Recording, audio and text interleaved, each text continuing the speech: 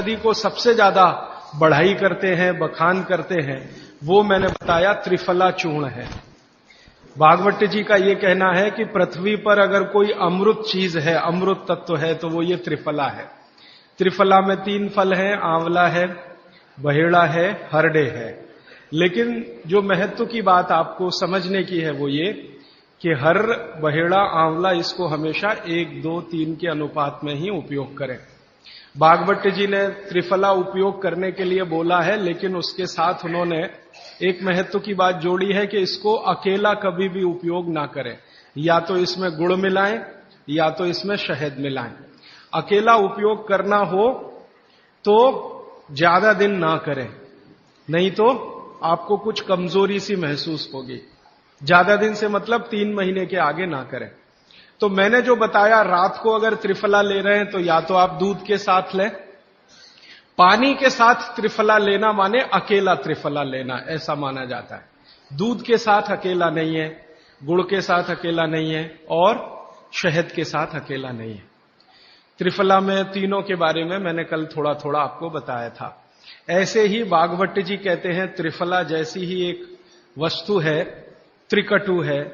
फिर ऐसे कर करके उन्होंने पूरी एक सूची बताई है। अब मैं उसको विस्तार में नहीं जाना चाहता, क्योंकि थोड़ा समय कम पड़ रहा है मेरे पास और मुझे आगे की कुछ बातें जो छूटी हुई हैं वो बतानी है। त्रिफला जैसी कुछ वस्तुओं के बारे में मैंने कल कहा था, जीरे के बारे में कहा था, आपको थोड़ा हींग के बारे में कहा था, अजवाइन के बारे में कहा था। ऐसे ही अपने घर में एक बहुत अच्छी चीज है जिसके बारे में मैं कल छूट गया बोलना, लेकिन बोलना जरूरी है। वो है मेथी का दाना। भागवत जी कहते हैं कि अपने रसोई में आंवला, हरडे, बहेड़ा, इन तीनों के बाद कोई अच्छी चीज है तो अजवाइन, फिर उसके बाद बोला तो जीरा, फिर उसके बाद बोला तो हींग, और उसके बाद फिर वो बोलते हैं सबसे अच्छी चीज है मेथी का दाना। इस मेथी के दाने के बारे में इसकी जो विशेषता है मेथी की, ये वात नाशक है और कफ नाशक है। वात और कफ, 2 बीमारियों को जड़ से खत्म करने की शक्ति इस मेथी में है। मेथी पित्त को बढ़ाती है, वात को कम करेगी, कफ को कम करेगी, पित्त को बढ़ाएगी। इसका मतलब यह हुआ कि मेथी उपयोग अगर आप करते हैं तो वात की बीमारियां खत्म हो जाएंगी पूरी तरह से, और कफ की बीमारियां खत्म हो जाएंगी पूरी तरह से।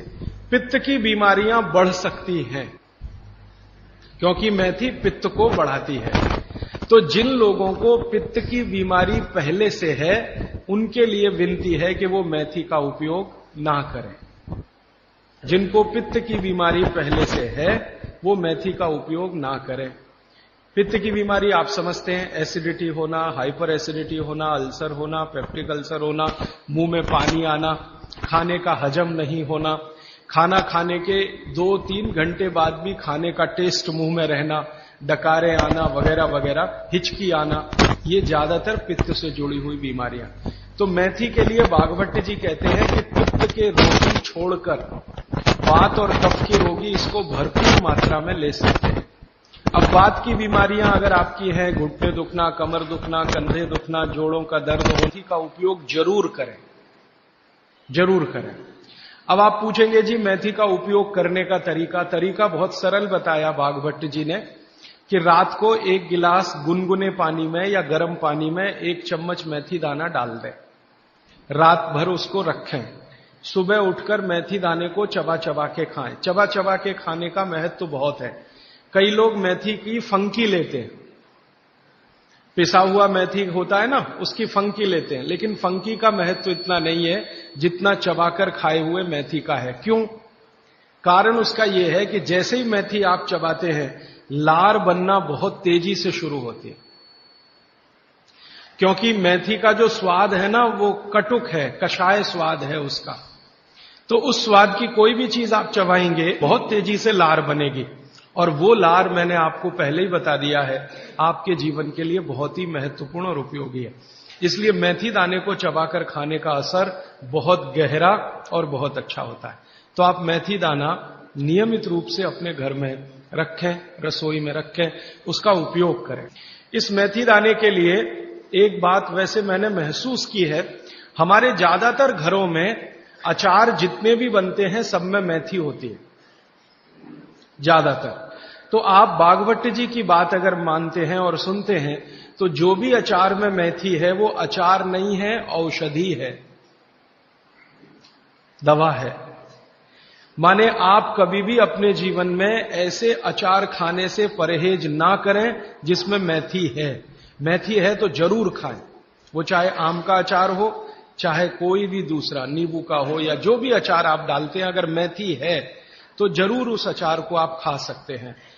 कुछ अचारों में मेथी के अलावा ये भी होती है, अजवाइन होती है। अगर अजवाइन है तो आप जरूर अचार खा सकते हैं, क्योंकि महत्व की बात जो आपको मैं समझाना चाहता हूं वो ये कि किसी भी अचार पर, किसी भी फल पर औषधियों का असर फल से ज्यादा होता है। जो विज्ञान की बात है वो ये कि आपने अचार डाला, तो मान लो आम का फल था, आम के फल का अचार डाला, अब इस पे मेथी पड़ गई या इस पे पड़ गया ये अजवाइन पड़ गई, तो अजवाइन और मेथी दो ऐसी औषधियां हैं जो दूसरे के प्रभाव को बहुत कम और अपने प्रभाव को बढ़ा देती हैं। तो कई लोग ऐसा घबराते हैं ना, मुझे अचार खाना तो अच्छा लगता है लेकिन खा नहीं सकता क्योंकि मुझे ऐसी तकलीफ है। मैं आपको ये कहना चाहता हूं कि अगर मेथी पड़ी हुई है किसी भी अचार में और आप वात के रोगी हैं या आपको कफ की तकलीफ है तो बेझिझक वो अचार खाइए, तो अचार के साथ मेथी जाएगी। और अचार में पड़ी हुई मेथी का असर पानी की मेथी से कई गुना ज्यादा हो जाता है। मैंने जो मेथी आपको बताई वो पानी में रात को डाल के सुबह खाना, इसका जितना असर है, लेकिन अचार में डाली हुई मेथी का असर इससे कई गुना ज्यादा है, क्योंकि अचार में ये मेथी 5-6 महीने साल भर पड़ी रहती है। मेथी के बारे में भागवत जी कहते हैं कि तेल में मिलाकर अगर आपने इसको रख लिया तो बात वही है कि अचार में तो तेल भी है, बिना तेल के अचार नहीं है। अब मेथी उसमें डल गई तो आप समझ लीजिए कि इसकी शक्ति जो काम करने की है वो 20 गुनी ज्यादा होती है, कम से कम 20 गुनी ज्यादा होती है। तो इसलिए अचार में पड़ी हुई मेथी जितनी पुरानी होती जाएगी आपको उतनी ही लाभकारी है। और ठीक यही बात उन्होंने अजवाइन के लिए लिखी है कि अजवाइन अचार में पड़ गई है तो आप समझ लो कि वो बहुत गुनी बढ़ गई है। अब मैं ये दूसरे तरह से सोचता हूं कि हमारे घर में जो माताएं बहनें हैं वो कितनी वैज्ञानिक हैं कि अचार के रूप में मेथी को या अजवाइन को इस तरह से डालती हैं। वो अनजाने में कितना बड़ा विज्ञान का काम कर रही हैं। जानकर करें तो आप सोचो कितना गर्व हो, कितना गौरव हो, लेकिन अनजाने में वो कर रही हैं। तो ये बात मैं विशेष रूप से आपके ध्यान में लाना चाहता हूं कि जिस घर की माताएं अचार बनाना जानती हैं वो बहुत वैज्ञानिक है।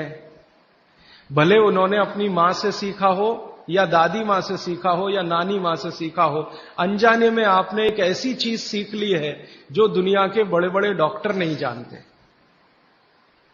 कोई भी MBBS MD डॉक्टर से पूछ के देख लीजिए, उसके बारे में कुछ नहीं जानता। और चूंकि वो जानता नहीं है तो अनजाने में कह देता अचार मत खाओ जी, हाँ नहीं तो ये हो जाएगा वो हो जाएगा। उसको ये मालूम नहीं है कि मेथी दाने का अचार है, अजवाइन का अचार है, जीरे का अचार है, तो ये जीरा है, मेथी दाना है, अजवाइन है, हींग का अचार एक बनता है। तो भागवत जी कहते हैं कि जितने तरह के फलों के अचार हम बनाते हैं उसमें आयुर्वेदिक औषधि अगर पड़ गई है तो वो फल का असर कम है, औषधि का असर ज्यादा है। और आयुर्वेद की औषधियों को कुछ विशेष कॉम्बिनेशन में तेल के साथ अगर आप उपयोग कर रहे हैं तो असर सबसे ज्यादा है। माने भागवत जी के हिसाब से अचार आप जरूर खाएं, लेकिन इसमें उन्होंने बोला है कि अचार महत्व की बात है कि उसमें या तो मेथी हो, या तो अजवाइन हो, या तो जीरा हो, या तो हींग हो, दालचीनी हो, जो भी है, औषधि के बिना अचार ना खाएं। ये है उनका सूत्र। थोड़ा आगे बढ़ते हैं। वो हमारे रसोई घर में एक चीज के बारे में बहुत बखान करते हैं, माने बहुत बढ़ाई करते हैं। वो ये कहते हैं कि जो लोग खाने के बाद पान खाते हैं चूना मिलाकर, वो जिंदगी भर वात के रोगी होंगे नहीं। माने चूना वो बोलते हैं सबसे बेहतरीन वातनाशक औषधि है। मेथी का दाना तो है ही, चूना उससे थोड़ा 1 डिग्री ऊपर है मेथी दाने से। चूना सबसे अच्छी वातनाशक औषधि है। चूने के बारे में भागवत जी का बहुत बहुत रिसर्च है, बहुत रिसर्च है, और वो ये कहते हैं कि ये भगवान की दी हुई प्रचंड मात्रा में अद्भुत ऐसी चीज है जो आपके वात के सब रोगों को दूर करेगी। माने घुटने दुखते हैं, कमर दुखती है, कंधा दुखता है, चूना खाइए। फिर वो कहते हैं कि इतना ही नहीं, शरीर में कैल्शियम जो है ना, कैल्शियम ये एक घटक है, माइक्रो न्यूट्रिएंट इसको कह सकते हैं अंग्रेजी में, सूक्ष्म पोषक तत्व है। ये कैल्शियम के बारे में जो गंभीर बात है आज के विज्ञान के हिसाब से जो मैं कहना चाहता हूं, भागवत जी ने तो 3500 साल पहले कह दिया, आज का विज्ञान उसको प्रूव कर रहा है, कंफर्म कर रहा है, वो ये कि कैल्शियम की कमी अगर शरीर को है तो आपको 20 नहीं 50 बीमारियां आएंगी। कैल्शियम की कमी अगर है शरीर को तो 50 बीमारियां आएंगी। क्या क्या आ सकता है? हर तरह का दर्द आपको होगा, हर तरह का, मांसपेशियों का दर्द, हड्डियों का दर्द, सब तरह का। हड्डियों की जितनी विकृतियां हैं वो सब कैल्शियम की कमी से आएंगे।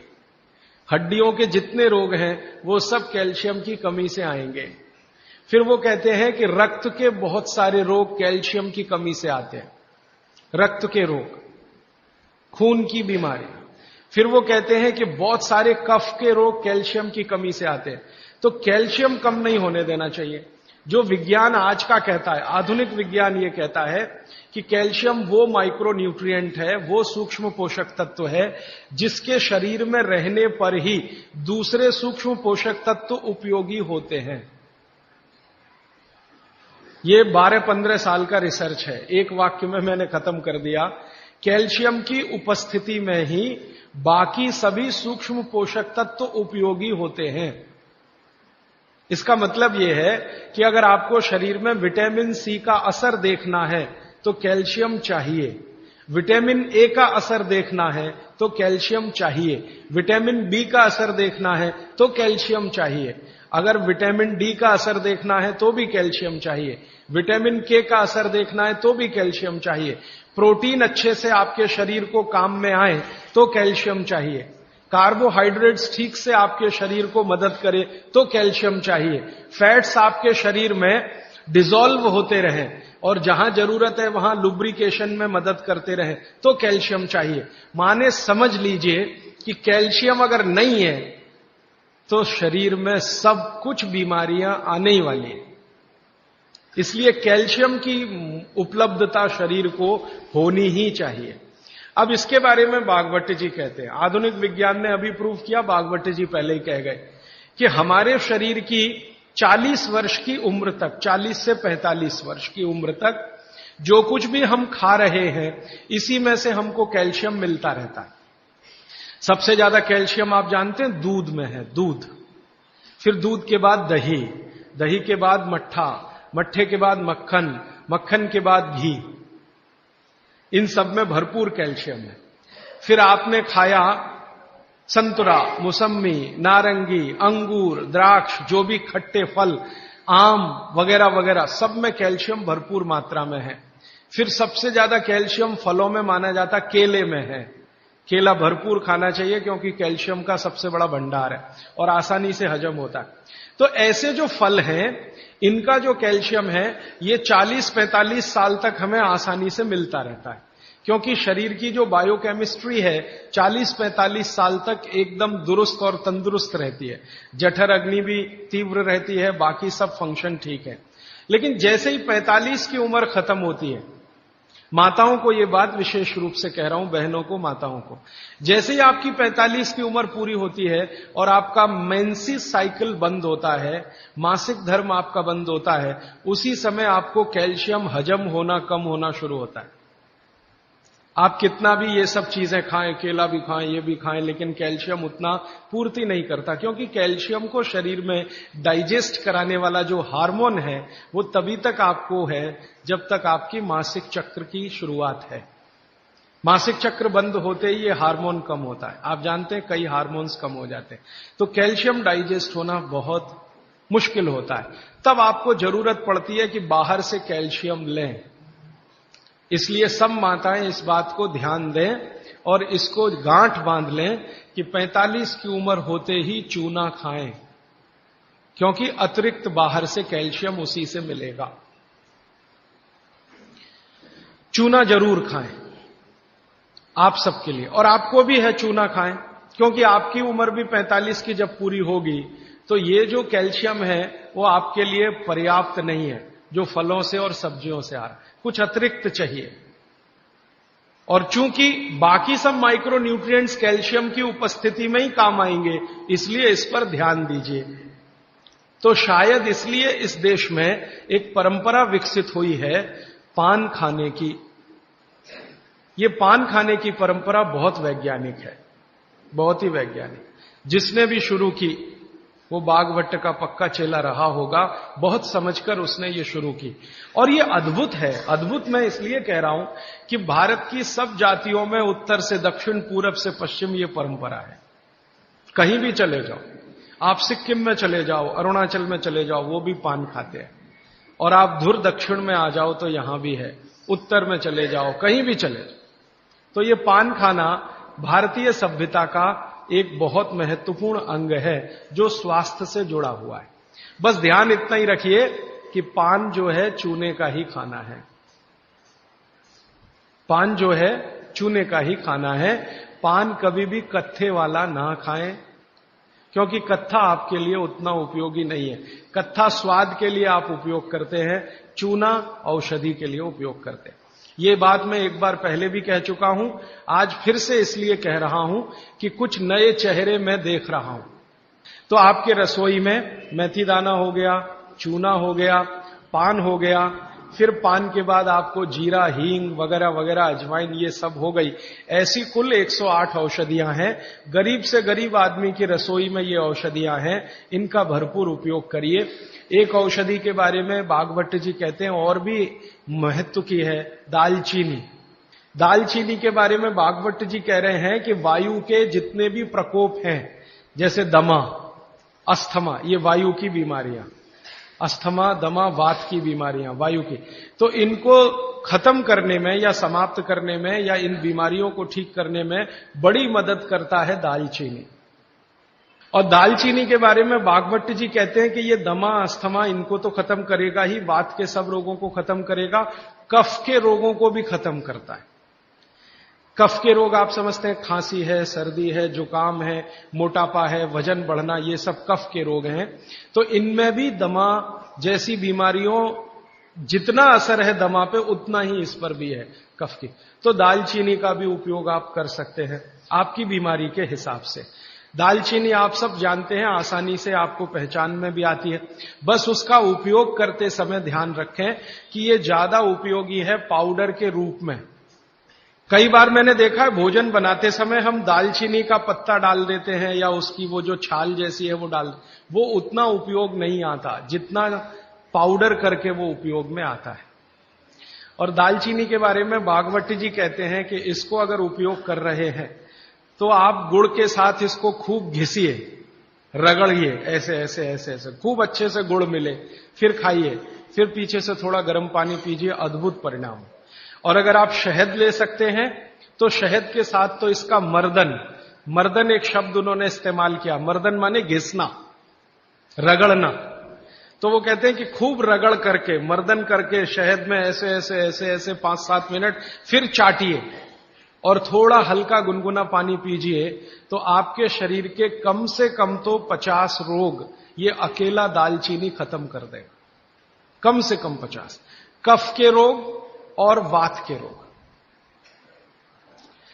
तो ऐसी बहुत सारी चीजें अपने रसोई में हैं। अभी मैं थोड़ा आगे बढ़ता हूं, रसोई से बाहर निकलता हूं, क्योंकि रसोई में अगर मैं बोलूं तो और 3-4 दिन जाएगा। आपको और ज्यादा विस्तार से ये जानना है तो मैंने बार बार कहा है पुस्तकें हैं। एक पुस्तक है जो रसोई घर पर ही केंद्रित है, जिसका नाम है स्वदेशी चिकित्सा, और एक दूसरी है सौंदर्य चिकित्सा, माने स्किन के जितने डिसीज हैं बाहर हैं आप ले जाइए। बागभट्ट जी के ही सारे सूत्र हैं। बस इतना ही हमने किया है कि भाषा थोड़ी सरल की है और उपयोग आप कर सकें आज के समय में, उस हिसाब से उस सूत्र को लिखा है। लेकिन जितने सूत्र हैं किताबों में वो सब परीक्षण करके लिखे गए। 6-7 साल हमने खूब परीक्षण किया है, परिणाम मिले हैं तभी उनको लिखा है, ताकि किसी को फायदा तो हम दें, अच्छा है, नुकसान किसी का ना हो। हमारे कहने और करने से। मैं थोड़ा आगे बढ़ता हूं। भागवत जी कहते हैं कि भगवान ने, प्रकृति ने हमको जो बहुत सारी चमत्कारिक चीजें उपलब्ध कराई हैं, भगवान ने या प्रकृति ने, उनमें से एक चमत्कारी चीज वो बोलते हैं गाय है, गाय। भागवत जी कहते हैं कि भगवान ने और प्रकृति ने जितनी चमत्कारी चीजें हमें उपलब्ध कराई हैं, उसमें से एक है गाय। और गोमूत्र के बारे में वो बहुत बखान करते हैं। बखान शब्द आप समझते हैं? खूब प्रशंसा करना, खूब प्रशंसा करना। वो कहते हैं कि ये गाय का मूत्र अद्भुत है। अद्भुत, अद्भुत है मतलब वो ये कहते हैं कि वात पूरी तरह से खत्म करने की शक्ति इसमें है, कफ पूरी तरह से खत्म करने की शक्ति इसमें है, और पित्त के रोगों को भी खत्म करने की शक्ति है कुछ आयुर्वेदिक औषधियों के साथ। वात और कफ को तो ये अकेला ही खत्म कर देता है, पित्त को खत्म करने के लिए इसमें कुछ औषधियां मिलानी पड़ती हैं। लेकिन वो कहते हैं कि जीवन में 3 तरह के जो जितने रोग हैं, वात, पित्त, कफ, इनकी कुल संख्या मैंने आपको सबसे पहले दिन बोली थी, 148 रोग हैं लगभग भारत में। दुनिया की बात नहीं कर रहा हूं, सिर्फ भारत। तो भारत में वात, पित्त, कफ के कुल 148 रोग हैं। भागवत जी कहते हैं हर रोग को खत्म करने की शक्ति अकेली अगर किसी एक वस्तु में है तो ये गोमूत्र है। मेथी का दाना वात को कम करेगा, कफ को कम करेगा, पित्त को खत्म नहीं कर सकता, पित्त को कई बार बढ़ा देता है। कई लोगों को यह महसूस होगा मेथी दाना खाएं तो जलन ज्यादा होती है, गैस बनती है, मुंह सूख जाता है, तो आप समझ लो पित्त भड़क गया आपका। तो उन लोगों के लिए तकलीफ है। लेकिन वो कहते हैं कि यह गोमूत्र एक ऐसी चीज है जो वात, पित्त, कफ तीनों को सम में लाने के लिए सबसे ज्यादा मदद करता है। अब ये तो उन्होंने लिख दिया 3500 साल पहले, तो जरूर कुछ ऑब्जर्वेशन किए होंगे। हमको इस पर भरोसा कम होता था। जब ये बात मैंने पहली बार पढ़ी तो भरोसा कम होता था कि क्या अद्भुत चीज बता रहे हैं वो, वात, पित्त, कफ तीनों को एक साथ सम में ला सकता है। थोड़ा सा मामूली हेरफेर करना पड़ेगा पित्त के रोगियों के लिए, बाकी के लिए तो कुछ नहीं करना। तो फिर हम लोगों को जब शक हुआ कि शायद ये इतना असरकारी नहीं हो सकता, तो गोमूत्र पर हम लोगों ने कुछ परीक्षण किए। हमारा एक बहुत बड़ा समूह है इस देश में, तो उसमें बहुत तरह के लोग हैं, वैज्ञानिक भी हैं, डॉक्टर भी हैं, वगैरह वगैरह। तो कुछ वैज्ञानिक और डॉक्टरों ने मिलकर कहा करके देख लो। भागवत जी कह रहे हैं तो हो सकता है जरूर इसमें कुछ गंभीर बात हो, करके देखो। तो जब करके देखना शुरू किया तो पिछले लगभग 5-6 वर्षों में गोमूत्र पर हजारों परीक्षण किए, हजारों। सबसे पहले तो उसका हमने केमिकल एनालिसिस कराया कि आखिर गोमूत्र है क्या। तो सबसे ज्यादा उसमें पानी है। पानी के अलावा क्या है? तो पता चला पानी के अलावा उसमें कैल्शियम है। तो पता चला पानी के अलावा उसमें सल्फर है। पानी के अलावा उसमें आयरन है। पानी के अलावा उसमें ऐसे जीवन के 18 सूक्ष्म पोषक तत्व हैं जो शरीर को बहुत ही उपयोगी है। पानी तो है ही गोमूत्र में, आपके भी मूत्र में पानी है, लेकिन पानी के अलावा उसमें बहुत कुछ ऐसा है जो आपके मूत्र में नहीं है, मनुष्य मूत्र में नहीं है। कैल्शियम है, आयरन है, सिलिकॉन है, बोरॉन है, एफी है, मैग्नीज है, मैग्नीशियम है, ऐसे 18 सूक्ष्म पोषक तत्व। अब मैं आपको पहले दिन की बात याद करा रहा हूं। ये 18 सूक्ष्म पोषक तत्व तो एक साथ अगर किसी चीज में है तो मिट्टी में है, मिट्टी, खेत की मिट्टी में, और दूसरी अगर किसी चीज में एक साथ है तो गाय के मूत्र में। दूसरी कोई भी चीज में अगर है तो गाय के मूत्र में। पहली चीज जिसमें है मिट्टी और दूसरी कोई चीज तो गोमूत्र। तो गोमूत्र का प्रयोग आप जरूर कर सकते हैं। ये जो संपूर्ण घटक वाली एक पेय पदार्थ है या द्रव्य पदार्थ है, इसके बारे में वो कहते हैं कि ये बहुत अच्छा है, चमत्कारिक है। तो हमको लगा कि करके देख लो। तो इसका पहले हम लोगों ने केमिकल एनालिसिस कराया। एक लेबोरेटरी में गाय का मूत्र डिब्बे में भर के दिया, शीशी में भर के, कि जरा देखो इसमें क्या है। तो 6 महीने के बाद, लगभग 8 महीने के बाद, लखनऊ एक शहर है भारत का जिसका बड़ा नाम है, बड़ा जिक्र है, उत्तर प्रदेश की राजधानी है। वहां पर एक बहुत बड़ी प्रयोगशाला है, उसका नाम भी बता दूं ताकि आप चाहें तो उनसे कंफर्म कर लें। प्रयोगशाला का नाम है CDRI, central drug research institute, Bharat में दवाओं पर, औषधियों पर काम करने वाली ये सबसे बड़ी संस्था है। तो इनके यहां सबसे पहला टेस्टिंग हुआ, शीशी में भरा गोमूत्र हमने दिया और 3-4 तरह के गोमूत्र दिए। एक तो वो जर्सी गाय होती है ना, जर्सी गाय, विदेशी गाय, उसका भी दिया, होलिस्टियन फ्रीजियन जाति की गाय का दिया, और जो भारत की गाय है, देशी गाय अपनी, उसका दिया। तो वैज्ञानिकों ने 6 से 8 महीना लगाया। फिर रिपोर्ट आई, रिपोर्ट के बाद पता चला कि शरीर की बीमारियों को खत्म करने के लिए जितने घटक चाहिए वो सब गोमूत्र में हैं, सबके सब है। अब जैसे मैं आपको नाम लेके कहूं, आपको त्वचा का कोई भी रोग हो गया त्वचा का, तो इसका माने आपके शरीर में एक घटक कम हुआ। घटकों की कमी से ही रोग होते हैं। वो घटक का नाम है सल्फर। एक केमिकल कम होता है जिसका नाम है सल्फर। जिनको भी स्किन डिसीज होंगी उनके शरीर में सल्फर कम हो जाएगा। ये है बात। अब गाय के मूत्र में भरपूर मात्रा में है सल्फर, भरपूर। तो हम लोगों ने क्या किया कि ये त्वचा रोग वालों को इकट्ठा करके सल्फर चाहिए, तो सल्फर हम चाहें तो होम्योपैथी में दे सकते थे उनको, सल्फर चाहे तो आयुर्वेद में भी दिया जा सकता था। हमने ना होम्योपैथी में दिया ना आयुर्वेद में दिया। उनको कहा भाई गोमूत्र में सल्फर है और आपको सल्फर की जरूरत है तो आप पी के देख लो। तो उनमें से कुछ ने पिया, कुछ ने नहीं पिया, कुछ को लगा कि कैसे पिए हैं, इसमें वगैरह वगैरह बहुत सारी तकलीफें हैं। वो एक आदमी तो मुझे कहता था, राजीव भाई इतनी बास आती है, कैसे पी सकता हूं। और वो रोज 1 बोतल दारू पी लेता था, गोमूत्र पीने में उसको बास आती थी। तो मैं उसको समझाता था, भैया दारू की जो बास है उससे अच्छी तो ये है, लेकिन वो माना नहीं। खैर, जिन लोगों ने पी लिया, हमने देखा कि 1.25 महीने से ही उनके त्वचा का रंग बदलना और उनका जो रोग है वो बदलना शुरू हुआ। 3रे महीने तक आते आते संपूर्ण रोग ठीक। और क्या क्या रोग ठीक हुए? सोराइसिस ठीक हुआ, जो कभी ठीक नहीं होता, आप जानते हैं। एलोपैथी वाले तो कहते हैं सोराइसिस ठीक ही नहीं होता। सोराइसिस के बारे में वो कहते हैं कि आदमी मरे तो ठीक होता है, ये भाषा है डॉक्टरों की। तो वो सोराइसिस ठीक हुआ। एक्जिमा तो इतने आसानी से ठीक हुआ कि बहुत ही आसान। खुजली, खाज, दाद, सब तरह के त्वचा रोग ठीक हुए। तो बात समझ में आई कि बागवती जी सही कहते हैं। फिर हमने इसका एक्सपेरिमेंट घुटने दुखने वालों पे किया। घुटने दुखते हैं, कमर दुखती है, कंधा दुखता है, और देखा कि रिजल्ट बिल्कुल सही है। 15 से 20 दिन में ही असर है। फिर हमने इसका प्रयोग कफ वालों पे किया। खांसी है, सर्दी है, जुकाम है, 20-20 साल की खांसी है, 25-25 साल की खांसी है। अब आप जानते हैं 20-25 साल की खांसी तो दमाई हो जाती है या तो टीबी में बदल जाती है। तो उसमें देखा तो इतना तीव्र असर है इसका कि अगर आप ट्यूबरकुलोसिस के किसी भी पेशेंट को सरकार का इलाज कराएं, आप खुद कर लें ये एक्सपेरिमेंट, मैं तो 20 बार कर चुका। सरकार का इलाज आप जानते हैं, गोलियां, डॉट्स की गोलियां टीबी के मरीजों को देते हैं और कहते हैं हम फ्री में बांट रहे हैं। तो एक आदमी को आप बोलो कि डॉट्स खाए और इलाज कराए, और दूसरा ऐसा ही आदमी पैरेलल ले लो जिसको टीबी है, अस्थमा है, दमा है, उसको कहो नहीं तुम सिर्फ गोमूत्र पियो और कुछ मत करो। फ्रेश गोमूत्र माने फ्रेश, जो ताजा।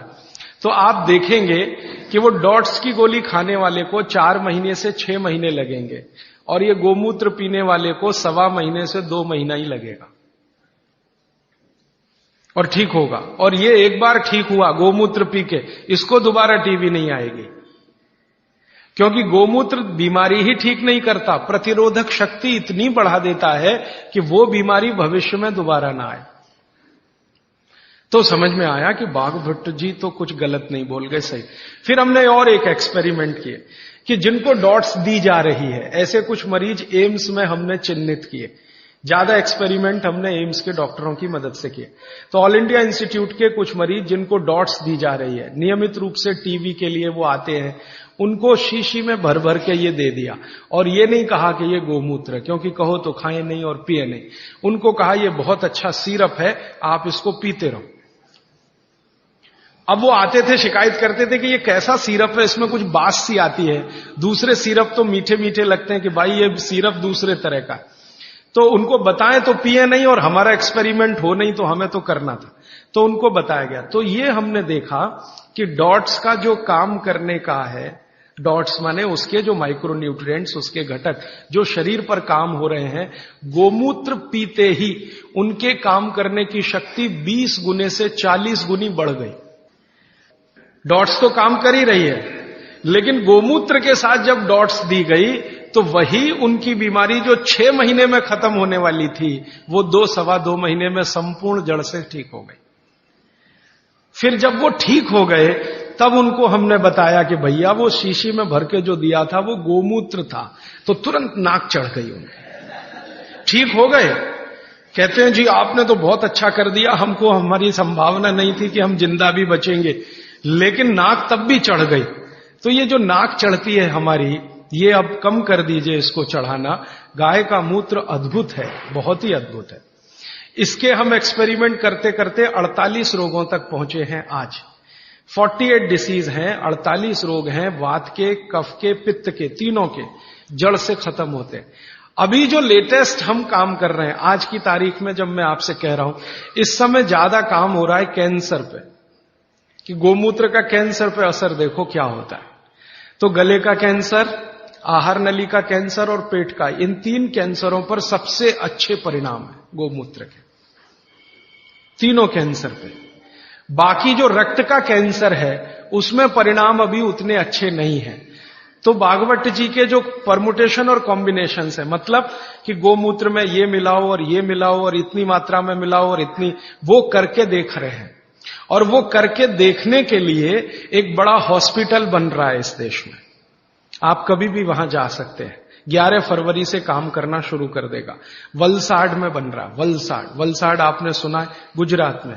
तो वलसाड के कुछ जैन समाज के लोग इकट्ठे हुए, उन्होंने दिल दिखाया और दान दे दिया जितना चाहिए था। माने हॉस्पिटल बनाने के लिए आप जानते हैं आसान नहीं है, और कैंसर हॉस्पिटल के लिए तो थोड़ा मुश्किल है। तो उन्होंने भरपूर दान दे दिया, जगह भी दे दी, तो हॉस्पिटल बन के तैयार हो गया। 11 फरवरी से काम शुरू हो जाएगा। जो वैज्ञानिक गोमूत्र पर काम कर रहे थे पिछले 6-7 साल से, वो सब इकट्ठे होकर वलसाड में बैठेंगे और सिर्फ कैंसर पे काम करेंगे, क्योंकि बाकी काम तो करके देख चुके हैं, वो सब में अच्छा है। हर बीमारी में काम आ रहा है, कैंसर में करेंगे, और हर तरह के कैंसर में करेंगे। गर्भाशय के कैंसर में करेंगे, रक्त कैंसर में करेंगे, ब्रेन ट्यूमर जो कैंसर में कन्वर्ट होता है उसमें करेंगे। और शायद हमें लगता है 1-1.5 साल के बाद मैं दोबारा आपको मिलूंगा तो इस पर बहुत विस्तार से बात करूंगा कि कैंसर में क्या रिजल्ट है। 3 तरह के कैंसर के रिजल्ट तो अभी बता सकता हूं, गले का, आहार नली का और पेट का। ये तो बहुत अच्छे से ठीक हो रहा है, लेकिन बाकी कैंसर में भी इसका कोई असर है।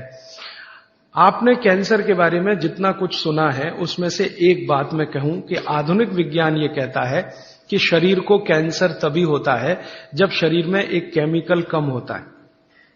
उस केमिकल का नाम है करक्यूमिन।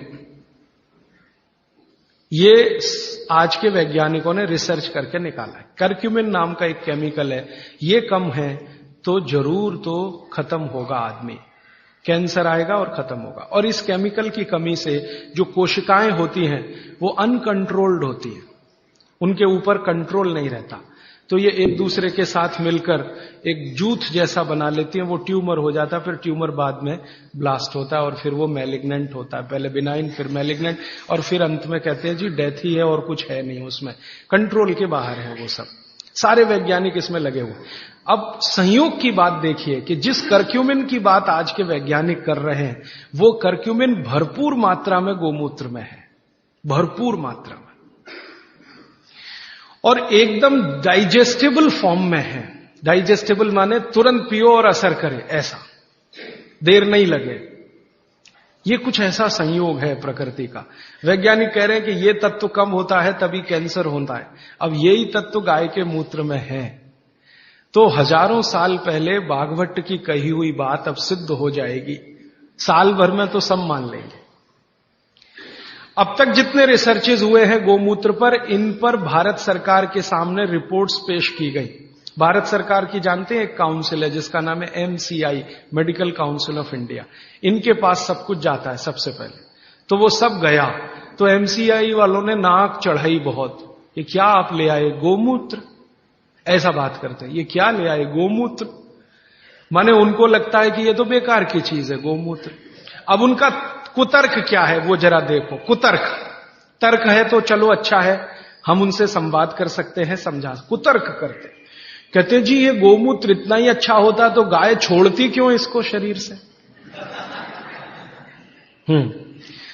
जब हमारा झगड़ा हुआ ना एमसीआई वालों से, आधुनिक डॉक्टरों से, और उन्होंने ये कुतर्क करना शुरू किया कि क्या फालतू बात करते हैं, गोमूत्र इसमें कुछ है क्या। मैंने कहा भैया बहुत कुछ है, नहीं तो कोई मूर्ख नहीं था जो 3500 साल पहले इसको लिख के चला गया। और उसके बाद भी कई लोगों ने कहा, वैद्यों ने कहा, कई वैद्य हैं जो बिना आपको बताए गोमूत्र देते रहते हैं और आपको ठीक करते रहते हैं। उनके बहुत सारे काढ़े, बहुत सारी दवाएं गोमूत्र में बनाते हैं, आपको नहीं बताते, ये अलग बात है। क्योंकि हर वैद्य मुझे यही कहता है, बता दो तो नाक चढ़ जाती है सबकी, नाक चढ़े तो थोड़ा रेजिस्टेंस आता, फिर दवा का असर कम हो जाता, तो बिना बताए देते रहते। तो हमको कॉन्फिडेंस था, तो डॉक्टरों से जब झगड़े हुए हमारे आज के डॉक्टरों से, तो उनका पहला ही कुतर्क था, जी अच्छा होता तो गाय छोड़ती क्यों, खुद न रखती उसको। तब मुझे मेरी पुरानी एक बात याद आई। मेरी दादी मां हमेशा मुझे कहा करती थी, वो कभी स्कूल में नहीं गई, कॉलेज में नहीं गई, लेकिन ज्ञान बहुत था उसको। हमारे देश में ऐसा ही है, जो स्कूल कॉलेज में नहीं गए वो सब ज्ञानी है। ये मेरा 15 साल का 100% तजुर्बे का हिस्सा है, इसमें कोई कमी नहीं है। जो स्कूल नहीं गए, कॉलेज नहीं गए, बहुत ज्ञानी है, उनके पास नॉलेज बहुत है, फंक्शनल नॉलेज जिसको हम कहते हैं।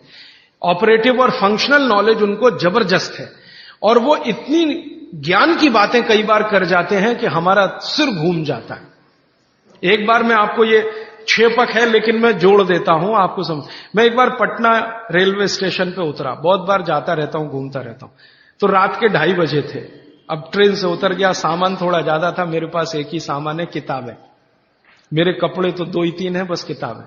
तो उठाए गट्ठर, अब कैसे उठाएं, तो कुली चाहिए भाई, तो ढूंढना शुरू किया तो एक ही कुली दिखाई दिया। मैंने कहा भाई जरा ले चलो बाहर तक। उसने कहा साहब थोड़ी देर रुक जाओ, मेरा कुछ झगड़ा है। किससे झगड़ा है? तो मेरी पत्नी से झगड़ा हो रहा है, थोड़ी देर रुक जाओ फिर मैं ले जाऊंगा। तो मैं खड़ा हो गया, दोनों की बात सुनने लगा। पति और पत्नी बात कर रहे थे, उसकी पत्नी कहीं गांव से आई हुई थी, कोई मामला था। मुझे ज्यादा उनकी भाषा समझ में नहीं आ रही थी, क्योंकि वो जो है ना स्थानीय भाषा बोलते हैं, और मैं थोड़ा मूर्ख आदमी हूं, मुझको कम समझती। तो मैं सुन जरूर रहा था, झगड़ा चल रहा था। अंत में कुछ फैसला हुआ, और फैसला हुआ, फिर उसने कहा चलो अब आपका सामान लेता हूं। तो मैंने जिज्ञासा से पूछ लिया भाई बात क्या थी? तो उसने कहा कुछ नहीं। मैंने कहा बता दो भाई। उसने कहा मेरे घर की बात है, आपको क्या बताऊं। तो फिर भी मैंने कहा बता दो। तो उसने कहा बात इतनी सी थी कि मेरी पत्नी कुछ कह रही थी, मैं मान नहीं रहा था। फिर मैंने कहा क्या हुआ? उसने कहा अब मैंने मान लिया। मैंने कहा क्यों मान लिया? अब देखो उसने जो आगे बोला तो मैं तो दंग रह गया, मुझे लगा कि मैं इसके पांव छू लूं, ये इतना महान आदमी है। कुली है। वो कहता है जी स्त्री जो होती है ना, स्त्री वो खूंटा होती है। खूंटा, खूंटा समझते? हिंदी का शब्द है खूंटा, खूंटा जिससे हम गाय बांधते हैं, बैल बांधते हैं। वो कहते हैं स्त्री जो होती है खूंटा होती है, और इस खूंटे से पूरा घर बंधा रहता है। ये खूंटा उखड़ गया तो घर उखड़ जाता है।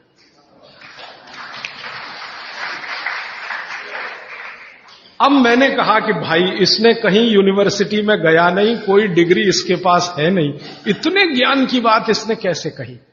तो मैं पूछा तुम कहां रहते हो? तो उसने बताया वहां रहता हूं, कंकड़ बाग कोई जगह बताई थी, वहां रहता हूं, झोपड़ी में रहता हूं।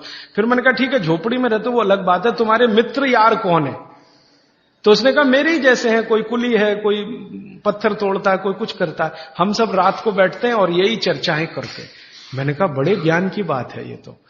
कोई फिलोसोफर इस बात को पाने में 10 साल लगाएगा, डबल पीएचडी करना पड़ जाएगा उसको, ट्रिपल पीएचडी, और उसको साधारण। तो मेरा यह मानना है कि ये बिना पढ़े लिखे लोग बहुत ज्ञानी हैं।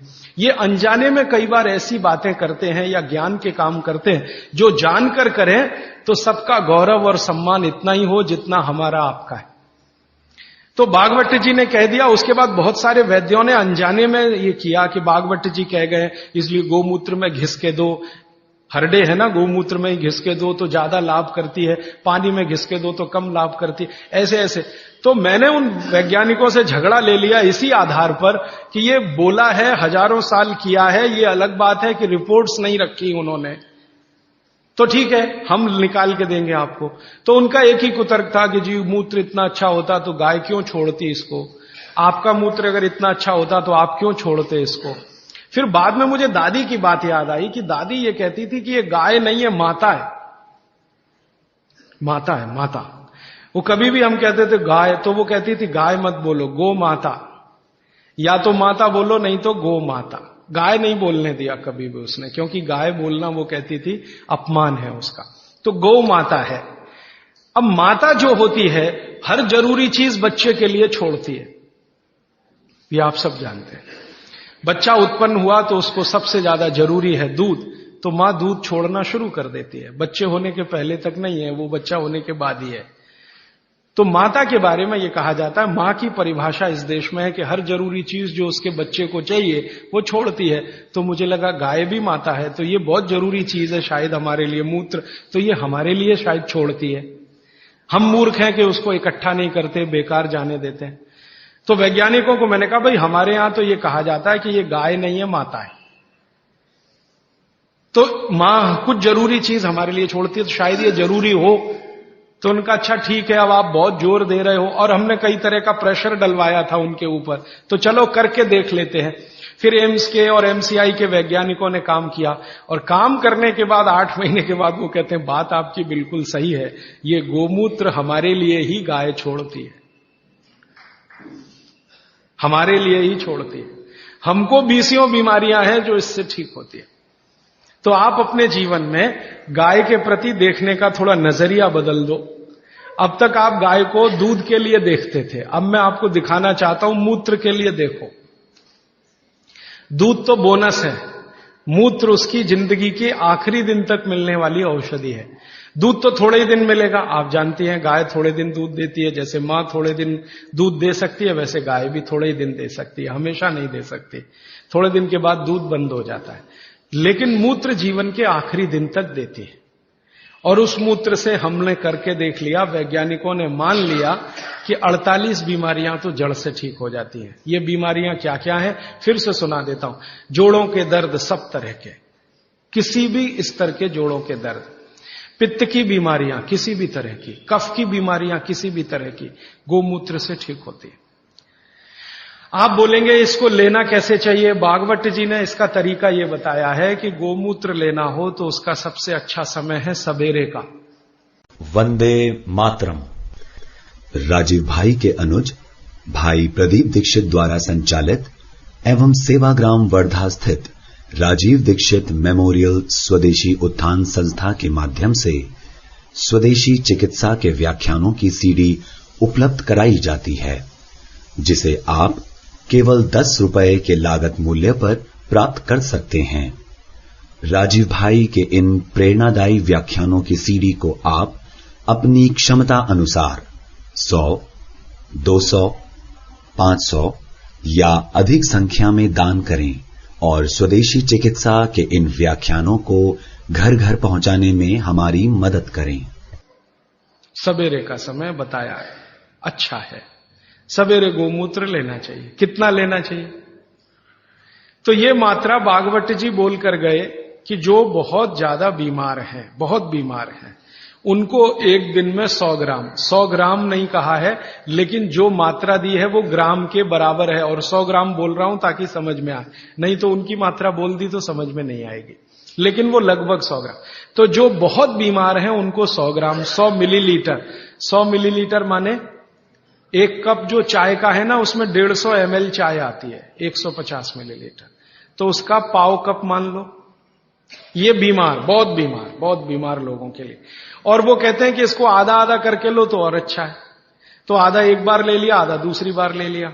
और जिस समय लें पेट खाली रहे, तो नाश्ते के पहले। अब पेट खाली 2 समय रहता है दिन में, एक तो सुबह सुबह, और दूसरा जब भोजन के बाद आप 4 घंटे निकल जाए ना तो पेट लगभग खाली हो जाता है, तो शाम को ले सकते हैं बीमार लोगों। और जो बीमार कम है या स्वस्थ हैं, निरोगी हैं और लेना चाहते हैं, उनको एक ही बार। तो 50 मिलीलीटर की मात्रा उन्होंने बताई उसके लिए। स्वस्थ, कम बीमार 50 मिलीलीटर। 50 मिलीलीटर माने एक कप का तिहाई हिस्सा, 1/3। तो ये आप ले सकते हैं। अब जिस गाय का मूत्र आप ले रहे हैं उसके बारे में एक छोटी जानकारी उन्होंने जोड़ी उसमें। वो ये कहते हैं सूत्र में कि गाय जो मूत्र पीने लायक माने औषधि के रूप में देती है, वो गाय को पैदल चलना बहुत आवश्यक है। माने वो चले, दिन में घूमे टहले। बांधी हुई गाय जिसको आप चलने ही मत दो, घर में ही बंधी रहे, उसके मूत्र के बारे में भागवत जी कहते हैं कि वो उपयोगी नहीं है, उपयोगी नहीं। अब हमने क्या देखा कि ये जो जर्सी गाय है ना, जर्सी, होलिस्टियन, फ्रीजियन, ये बंधी हुई गाय है। आप इसको छोड़ भी दो तो जाती नहीं है, बद्ध से बैठ जाती है। खड़ा करो फिर बैठ जाएगी, फिर खड़ा करो फिर, खड़ी भी नहीं होती, ज्यादा देर बैठी रहेगी।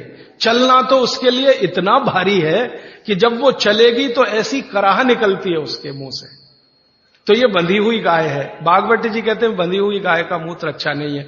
तो हमने जर्सी का निकाल के देखा, वो सच में अच्छा नहीं। जर्सी गाय के मूत्र में 3 ही घटक है और देशी गाय के मूत्र में 18 घटक है। जो कुछ मिट्टी में है वो गाय के मूत्र में है। अच्छा, फिर मुझे बचपन की एक बात याद आई। मेरी दादी मां ने कहा कि गाय के शरीर में 33 करोड़ देवता है। अब बात सुन ली, बैठ गई मन में। एक्सप्लेनेशन में पूछता था अपने आप से कि ये कैसे हो सकता, 33 करोड़ देवता, 33 करोड़ देवता। तो हमारे यहां एक शब्द है कोटि। कोटि, कोटि है ना, कोटि। कोटि का एक अर्थ होता है करोड़ और कोटि का एक अर्थ होता है प्रकार।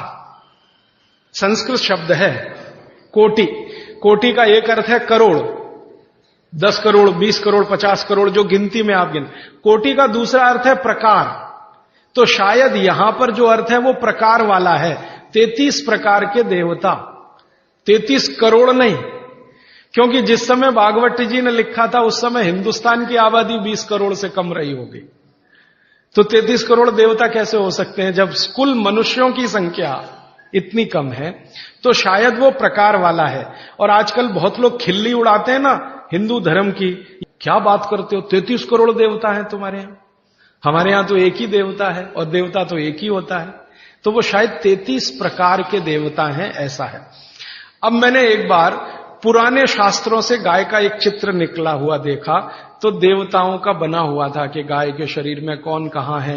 जैसे गाय के मूत्र में धन्वंतरी देवता है, गाय के गोबर में लक्ष्मी जी का निवास है। एक संस्कृत सूत्र है गोमय वसति लक्ष्मी, गाय के गोबर में लक्ष्मी है, गोमूत्र में धन्वंतरी है, गाय के गले में शंकर जी हैं। ऐसे ऐसे करके है। अब मैंने कहा करके देखो भाई, हैं तो करके देख लो। तो पहली बात तो समझ में तुरंत आ गई कि गोमूत्र से इतने रोग ठीक हो रहे हैं और धन्वंतरी तो आरोग्य के लिए ही उत्पन्न हुए थे, तो मूत्र में धन्वंतरी तो है पक्का। गोबर में लक्ष्मी है क्या?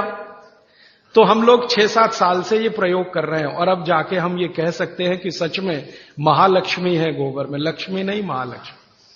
क्योंकि हमने गोबर का उपयोग किया खेतों में, यूरिया डीएपी बंद करा दिया। भारत में हमारा जो अभियान है ना, हिंदू स्वराज अभियान, आजादी बचाओ आंदोलन, इसके करीब करीब कार्यकर्ता पूरे देश में 18-20 हजार ऐसे हैं जो गोबर से ही खेती करते हैं। यूरिया का एक दाना नहीं डालते, डीएपी नहीं डालते, गोबर ही डालते। जब जरूरत पड़े गाय का गोबर डालते। और उनकी खेती पहले से इतनी अच्छी है कि उत्पादन उनका 2 से 3 गुना बढ़ गया। पहले हमारा कोई कार्यकर्ता कपास करता था तो यूरिया डीएपी से 1 एकड़ में 2-2.5 क्विंटल, अब गोबर डाल के करता है तो 7 क्विंटल कपास। पहले हमारा एक कार्यकर्ता गेहूं करता था तो यूरिया डीएपी से 1 एकड़ में 12 क्विंटल गेहूं, अब गोबर से गेहूं करता है तो 24 से 25 क्विंटल गेहूं उसी 1 एकड़। धान करते थे, चावल करते थे तो यूरिया डीएपी से आता था मुश्किल से 15-17 क्विंटल धान, चावल उसमें भी कम होता था। अब हम धान करते हैं तो 30 क्विंटल तक आता है उसी गोबर से। बाजरे में किया, मक्के में किया, गन्ने में तो इतना अद्भुत परिणाम है कि यूरिया डीएपी का गन्ना करो तो गन्ना ज्यादा से ज्यादा 8 फीट ऊंचा होता है, गोबर से गन्ना करो तो 14 फीट तक ऊंचाई जाती है। गन्ने में यूरिया डीएपी से रिकवरी 8% है, गोबर से रिकवरी 14-15% है। और जो गोबर से गन्ना करें और उसका गुड़ बनाएं, रस से गुड़ बनाएं, तो वो गुड़ का अंतरराष्ट्रीय बाजार में भाव 70 रुपए किलो है और आप 15 रुपए किलो खरीदने में परेशान हैं। क्योंकि इंटरनेशनल मार्केट में लोग कहते हैं कि जी गोबर का गन्ना और उसका रस और गुड़ मिलता नहीं किसी देश में, भारत में ही संभव है, क्योंकि देशी गाय ही भारत में है और किसी के पास देशी गाय है नहीं। तो गोबर में लक्ष्मी है, क्योंकि आप उत्पादन बढ़ाएंगे, बाजार में बेचेंगे, लक्ष्मी आएगी। तो गोमय वसति लक्ष्मी, गोमूत्रे धन्वंतरी, सूत्र कुछ ऐसा है कि मूत्र में धन्वंतरी, गोबर में लक्ष्मी। अब ये गोबर पर एक्सपेरिमेंट करते करते हम यहां तक आए हैं कि गाय के गोबर में से गैस निकलती है। ये गैस से आप अपने घर का चूल्हा तो जला ही सकते हैं, ये तो पुरानी बात है। अभी आज की बात जो है वो ये कि गाय के गोबर से निकली हुई गैस से गाड़ी चला सकते हैं। गाड़ी माने Tata Sumo, Tata indica, Tata Sierra, Tata की वो सफारी, ये सब चलती है, बहुत आराम से चलती है। गोबर गैस है ना, उसको सिलेंडर में भरो और वो सिलेंडर गाड़ी में लगा दो, तो बिना इंजन बदले और कोई तकलीफ किए वो ही गाड़ी दौड़ती है। दिल्ली में आईआईटी है, कभी भी आप वहां चले जाइए, आईआईटी कैंपस की सब गाड़ियां गोबर गैस से ही चलती है। और इस आधार पर सुप्रीम कोर्ट में एक केस का अभी फैसला हुआ है। हमारे देश का अदालत अब तक ये कहती थी कि गाय दूध न दे तो बेकार है, काट दो। अब सुप्रीम कोर्ट ने अपना फैसला बदल दिया, वो कहते हैं ये दूध नहीं दे तो भी उतनी ही उपयोगी है, क्योंकि गोबर दे रही है और मूत्र दे रही है। कोर्ट ने अपना जजमेंट बदला, ये भारत के इतिहास में पहली बार हुआ। सुप्रीम कोर्ट ने अपना पुराना जजमेंट बदला, ये एक्सपेरिमेंट होने के बाद। अब थोड़े दिन में हमारी तो एक योजना है, आप अगर मदद करेंगे तो हम जरूर करेंगे इस योजना को। गांव गांव जहां भी गाय है वहां गोबर है। गोबर है तो हम क्या करने वाले हैं, गोबर गैस प्लांट छोटे छोटे हर जगह, गैस निकालो और सिलेंडर में भरो। कंप्रेशर की मदद से, आप जानते हैं कोई भी गैस सिलेंडर में भरी जा सकती है, तो कंप्रेशर की मदद से गैस सिलेंडर में भरो और सिलेंडर खुद भी इस्तेमाल करो, दूसरों को भी दो। ये एलपीजी का चक्कर खत्म करो, क्योंकि ये एलपीजी आयातित है, माने इंपोर्टेड है। दूसरे देश के सामने हम भिखारी बन के खड़े हैं, जी दे दो। ईरान से मांग रहे हैं, इराक से मांग रहे हैं, ईरान आंखें दिखा रहा है, नहीं देते। हाँ, देंगे तो इस कीमत पे देंगे, गरज है तो ले लो, नहीं तो मत लो। तो हमारी सरकार भीगी बिल्ली बनी हुई उनके सामने रिरियाती है, गिगियाती है। ये चक्कर अभी खत्म करना, हमको तो डीजल पेट्रोल ही खत्म करना है इस देश में, जरूरत ही नहीं डीजल पेट्रोल। जब तक गाय जीवित है, उसका गोबर है, गोबर से गैस है, गैस से सब चलेगा। आपकी बिजली भी बना लो, गाड़ियां भी चला लो, रसोई गैस भी जला लो, घर के सब काम गोबर गैस से हो सकते हैं। और गोबर गैस की बनाई हुई रोटी का स्वाद आपके एलपीजी की रोटी के स्वाद से कई गुना अच्छा है, करके देख लीजिए आप। तो हमारी भविष्य की योजना है कि हम इस अभियान में आगे ये करने जा रहे हैं, गांव गांव के कार्यकर्ताओं को प्रशिक्षण देके कैसे गोबर गैस बनाई जाए, कैसे प्लांट लगाया जाए, कैसे उसको निकाला जाए, गैस को कैसे सिलेंडर में भरा जाए। जिस दिन ये काम बड़े पैमाने पर चल पड़ा, हिंदुस्तान को डीजल पेट्रोल एक बूंद खर्च करने की जरूरत नहीं, गाय से ही देश चलेगा। तो समझ में आएगा कि इसमें महालक्ष्मी है गाय के गोबर, लक्ष्मी नहीं महालक्ष्मी। भारत में 17 करोड़ गाय है, इसकी डबल चाहिए, 34 करोड़ में ये हो जाएगा। हमने जो हिसाब निकाला है, एक गाय का गोबर एक दिन में 10 किलो।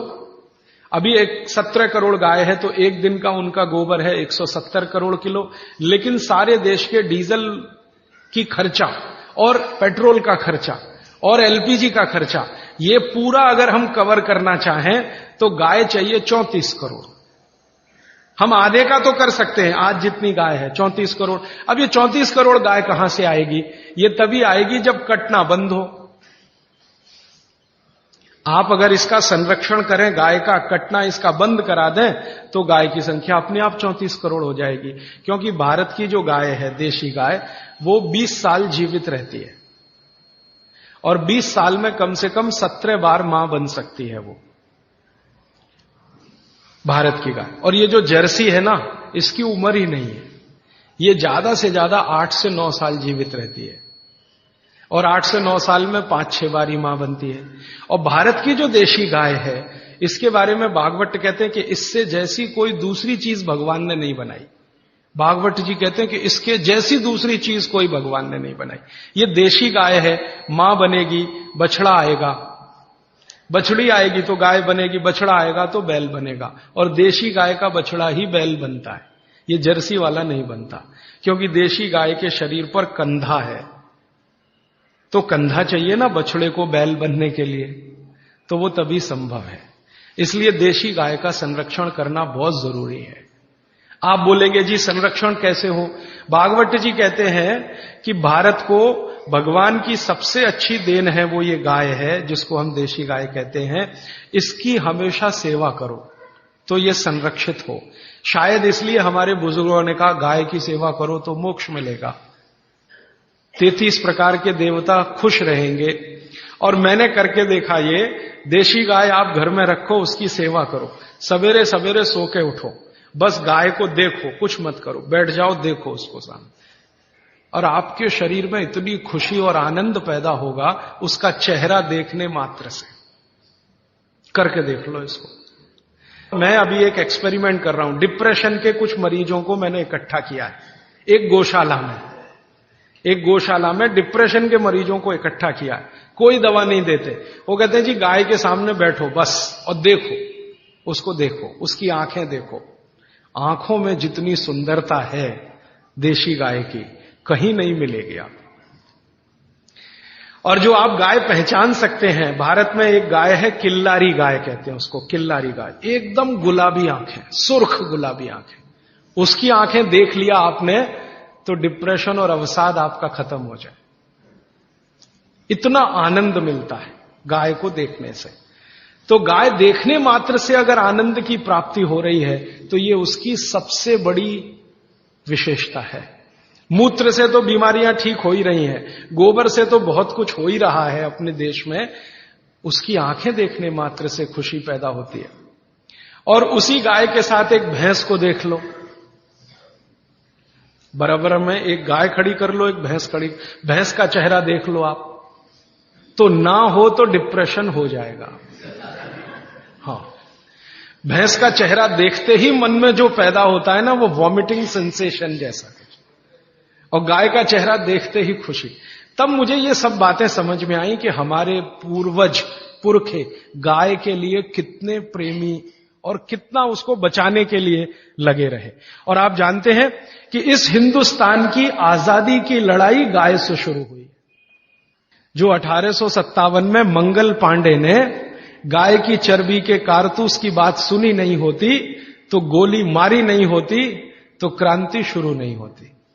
और महात्मा गांधी जो इस आजादी के आंदोलन के सबसे बड़े नेता थे, वो ये कहते थे मेरा शरीर काट दो, गाय को मत काटो।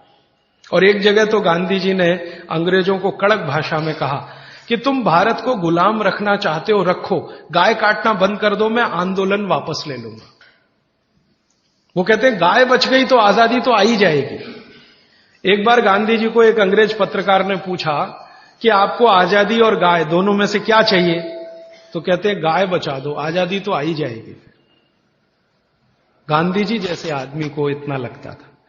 और गाय के बारे में इतनी सारी अच्छी बातें कहते हुए एक खराब बात कह दूं कि यही गाय सबसे ज्यादा कट रही है। और आप जिस राज्य में रहते हैं वहां सबसे ज्यादा कट रही है, तमिलनाडु और केरल। एक साल में 4.5 करोड़ गाय कट जाती है इस देश। इस तमिलनाडु में ऐसे ऐसे कत्ल खाने हैं जहां एक दिन में 14,000 गाय कट जाती है। आप चाहें तो सबके नाम पते मैं दे सकता हूं। इसी तमिलनाडु, केरल में उससे भी बड़े कत्ल खाने हैं जहां एक दिन में 17-18 हजार गाय कट जाती है। तो जो गाय इतनी उपयोगी है वो कट रही है, इसको कटना बंद कराना ही पड़ेगा अगर हिंदुस्तान को डीजल पेट्रोल के दुष्चक्र से निकालना है। मैं आपको एक कैलकुलेशन बताता हूं। एलपीजी गैस का सिलेंडर आप कितने में खरीदते हैं? 300 रुपए में। हाँ, गाय गैस का सिलेंडर माने गोबर गैस का सिलेंडर उतना ही बड़ा जो एलपीजी का है, आप अगर गोबर गैस का खरीदो तो 67 रुपए में मिलेगा, 67। आप 1 लीटर पेट्रोल में कितनी गाड़ी चलाते हैं? 1 लीटर पेट्रोल में 20 किलोमीटर, है ना? 10 नहीं 20 मान लो, अच्छी से अच्छी गाड़ी 1 लीटर पेट्रोल में अच्छी से 20 किलोमीटर। 1 किलो गोबर गैस में वही गाड़ी 33 किलोमीटर चलती है। 1 किलो गोबर गैस में वही गाड़ी 33 किलोमीटर। और आप जब खर्चा निकालते हैं ना गाड़ी चलाने का, पर किलोमीटर खर्चा, तो डीजल का खर्चा शायद 4.5 के आसपास आता है, पेट्रोल का खर्चा 6-6.5 रुपए आता है। गाय के गोबर से पर किलोमीटर गाड़ी चलाने का खर्चा 1 रुपए 15 पैसे आता है। तो सस्ता भी पड़ेगा, हमारे यहां आसानी से उपलब्ध है क्योंकि गाय उपलब्ध है। और पूरे देश को डीजल पेट्रोल का साल का खर्चा अभी 2,80,000 करोड़ का हो चुका है। सरकार इसी से सबसे ज्यादा परेशान है, ये पूरा खर्चा बच सकेगा। और 2,80,000 करोड़ में तो 34 करोड़ गाय आराम से पाल सकेंगे। तो गाय बचाने का काम करना है। वो इसलिए कि भागवत जी बोलकर गए हैं कि ये सबसे सुंदर वस्तु या चीज या प्राणी बनाया इस देश में भगवान ने। और मैं ऐसा मानता हूं कि थोड़ा इसको संशोधन कर सकते हैं। प्राणी नहीं, प्राण है ये देश का। और हम ये कहते हैं ना जानवर, जानवर नहीं, जान है इस देश की। भारत को अगर भारत की जान है तो ये गाय है, भारत की प्राण है तो ये गाय है, ये है तो हम हैं। कई बार मैंने लोगों को ये कहते सुना है हम गाय पालते हैं, उनको हाथ जोड़कर कहता हूं कि आप गाय नहीं पालते, गाय आपको पालती है। ये अहंकार मत करिए अपने मन में कि हम गाय पालते हैं। आपके मन में विनम्रता आनी चाहिए कि गाय हमें पालती है। आप क्या पालेंगे जी, वो तो भगवान की है, आपकी हैसियत नहीं उसको पालने की। वो तो भगवान की कोई कृपा हो गई आपके ऊपर जो आपको दे दी उसने। तो ये कृपा आप सब पर हो तो इसके लिए कुछ प्रयास करें। आप बोलेंगे जी क्या करें? सबसे पहला प्रयास कि गाय का कत्ल रुके। गाय का कत्ल रुकने में आप कहेंगे जी हम क्या कर सकते हैं? आप बहुत बड़ा काम कर सकते हैं। वो ये कि आप अपने जीवन में एक संकल्प ले लो कि जी दूध पिएंगे तो गाय का ही पिएंगे। मुझे बाबूजी 3-4 दिन से एक जानकारी दे रहे हैं। एक राधा कृष्ण बजाज जी उनके यहां आया करते थे। राधा कृष्ण बजाज का नाम शायद आपने सुना हो, बहुत बड़े गांधीवादी नेता रहे, बिनोबा जी के साथ रहे और आजादी के आंदोलन से इस देश को संभालने और संवारने में लगे रहे। उन्होंने संकल्प ले रखा था जी दूध पीऊंगा तो गाय का ही। तो ये बाबूजी बताते हैं कि इनके घर आते थे तो गाय का ही दूध पीते थे। अब मैं सोचता हूं कि राधा कृष्ण बजाज जैसा संकल्प सब ले लें कि जी दूध पिएंगे तो गाय का ही पिएंगे, पिएंगे ही नहीं भैंस का, पिएंगे नहीं डेयरी का, गाय का ही पिएंगे। तो आप जितने लोग यहां बैठे हैं, अगर आपने ये संकल्प ले लिया कि रोज गाय का ही दूध पिएंगे तो इसी चेन्नई में गाय पालने वालों की लाइन लग जाएगी, आप देखना। क्योंकि मैं बार बार कह रहा हूं आज का मार्केट कंज्यूमर मार्केट है, बायर्स मार्केट है आज की दुनिया में, खरीदने वाले का मार्केट है, बेचने वाले का कुछ नहीं है। जो डिमांड खड़ी करे तो सप्लाई आती है। तो आप सोच लो जी गाय का ही दूध पिएंगे तो गाय के दूध की सप्लाई आएगी। कैसे आएगी? कुछ लोग गाय खरीदेंगे, कुछ गाय पालन करेंगे, कुछ गौशालाएं खोलेंगी, कुछ दूध डेयरियां बनेंगी। फिर आप बोलेंगे जी देशी गाय मिलेगी, मिलेगी क्योंकि 17 करोड़ अभी है, पूरी नहीं कट गई है, 17 करोड़ अभी है, तो मिल जाएगी। और जितनी अच्छी गाय चाहिए उतनी अच्छी मिल जाएगी। आप कहेंगे जी देशी गाय का दूध कम होता है, ज्यादा दूध की गाय भी है, कम दूध की गाय। भगवान ने इस देश में बड़ा बैलेंस बनाया। ये बहुत दिन में मेरे समझ में आया कि जो गाय दूध कम देती है उसके बछड़े मजबूत बैल होते हैं, और जिसका दूध ज्यादा है उसके बछड़े कुछ कमजोर बैल होते हैं। तो कम दूध देने वाली गाय बछड़ों के लिए है, ज्यादा दूध देने वाली गाय आपके लिए है। गाय सबको ध्यान रखती है, तो आप ज्यादा दूध वाली भी गाय ले सकते हैं। इस देश में ऐसी गाय हैं, आप चलो तो मैं दिखाऊं, जो 65 लीटर दूध देती है एक दिन में। 65 लीटर। आपको चाहिए तो 1 लाख रुपए की है, महंगी नहीं है। 5 लाख की गाड़ी खरीद लेते हैं आप, 10 लाख की गाड़ी खरीद लेते हैं, 1 लाख की गाय क्या महंगी है। और वो गाय अगर आ गई तो आप देख के दंग रह जाएंगे, क्योंकि मैंने वो हरियाणा में देखी है, पंजाब में देखी है। 65 लीटर दूध है, एक आदमी निकाल नहीं पाता, 3 लगते हैं निकालने। हाँ, क्योंकि कितना निकालेगा। और मैंने देखा हरियाणा में जो लोग रखते हैं ना, उनके घर में 3 लोग उसका दूध दुहते हैं। और इतनी सीधी है वो कि बच्चा भी चाहे तो उसका दूध दुहने बैठ जाए। नहीं लात मारती, ना सींग मारती है, दूध बहुत है। खाना भी थोड़ा अच्छा है उसका, क्योंकि दूध इतना अच्छा है तो खाना भी अच्छा होगा। उसको एक चीज बहुत पसंद है जो आप खिलाएं तो, गन्ना होता है ना, गन्ना, उसके ऊपर का हिस्सा, ये खिलाते जाओ, दूध उसका बढ़ता ही रहता, कम नहीं होता। पहली बार मां बनेगी, दूसरी बार दूध बढ़ते ही जाता, गन्ना खिलाते रहो बस उसको सबसे ज्यादा। ऐसी भी गाय इस देश में है जो 65 लीटर दूध देती है, और ऐसी भी गाय है जो 1 लीटर दूध देती है, वो आपके आसपास है। लेकिन 1 लीटर वाली भी तिरस्कार मत करो, क्योंकि वो बछड़े जो देगी वो बैल बनेंगे अच्छे। तो बैल तो चाहिए हमें, क्योंकि ट्रैक्टर से खेती ज्यादा दिन कर नहीं पाएंगे। जो डीजल 100 रुपए लीटर हुआ तो क्या चलाएगा ट्रैक्टर किसान, तो बैल तो चलाना ही पड़ेगा। इसलिए देशी गाय कम दूध वाली, उसको आप तिरस्कार की दृष्टि से मत देखो, उसके बछड़े मजबूत बैल हैं। जो दूध ज्यादा देती है उसके बछड़े कुछ कमजोर होते हैं। मैंने वो करके देखा, कम दूध वाली गाय का बछड़ा बैल बनता है ना, तो 3 टन माने 3000 किलो माल आराम से 40 किलोमीटर तक बिना रुके लेके जाता है। और जो ज्यादा दूध देने वाली गाय है उसका बछड़ा 3 टन माल लेके जाएगा, लेकिन 3 जगह रुकेगा, रेस्ट लेगा, फिर चलेगा। और जो कम दूध वाली गाय का बछड़ा है वो स्पीड बहुत तेज है उसकी दौड़ने में, आप मुकाबला नहीं कर सकते घोड़े का उसके साथ। और जो ज्यादा दूध वाली गाय है उसका बछड़ा होता है बैल, लेकिन धीरे धीरे चलता है। तो हर एक चीज की अपनी अपनी विशेषता है। इस देश में भगवान ने सब कुछ सोच समझ के बना। तो आप दूध पीना शुरू करो गाय का, तो गाय की डिमांड बढ़े तो फिर यहां गौशाला खोले, या पहले से चल रही गौशाला सुधारो। फिर आप बोलेंगे जी रखेंगे कहां?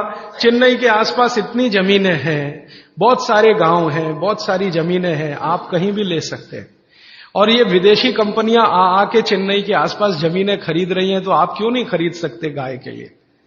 तो आप सब मिलकर, मेरा तो ऐसा भावना है कि एक समिति बना लो या तो एक ट्रस्ट बना लो, 200-400, 500, 1000, 2000 गाय रख लो।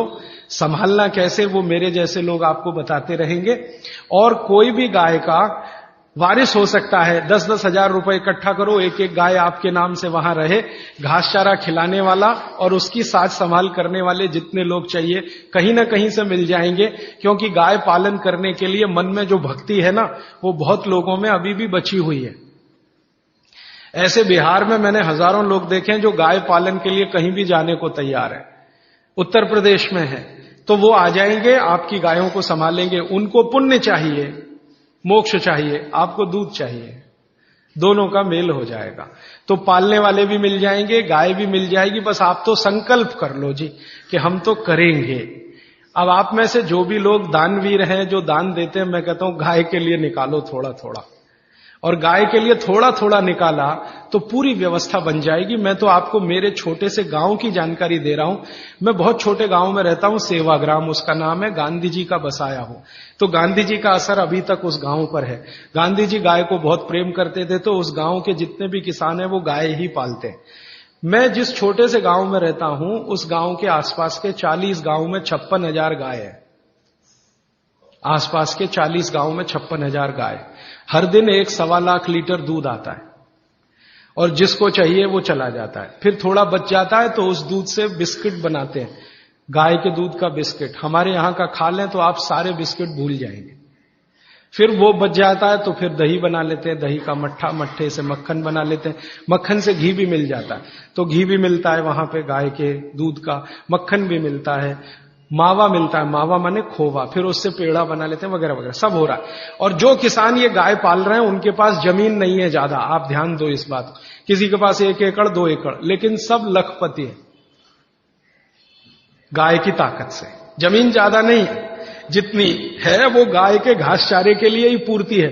लेकिन दूध और दूध की दूसरी चीजें जो वो दे रहे हैं, कुछ किसानों को तो ये बात इतनी समझ में आई है कि अब उन्होंने दूध देना बंद किया। वो कहते हैं जी दूध नहीं देंगे, आपको घी चाहिए तो ले लो, घी दे देंगे आपको शुद्ध गाय का, दूध नहीं देंगे। मैंने एक दिन पूछा भैया क्यों, तो उसने कहा ये जो दूध हम दे देते हैं तो हमारे पास कुछ नहीं बचता, जो घी देंगे तो मट्ठा तो बचेगा कम से कम। देखो कितनी इंटेलिजेंसी। वो आदमी यूनिवर्सिटी में नहीं गया, एग्रो इकोनॉमिक्स उसने कभी नहीं पढ़ा। वो कह रहा है कि जो दूध दे दिया तो मेरे पास तो कुछ बचता नहीं है, मैं मट्ठा तो बचा सकता हूं अगर घी दूंगा आपको। मट्ठा मैं पीऊंगा, मेरे बच्चे पिएंगे, बचेगा तो गाय पिएगी, घी आप ले जाओ। तब मुझे समझ में आया कि हमारे देश में कहते थे ना, दूध बेचा नहीं जाता, ऐसा कहते हैं ना पुराने लोग।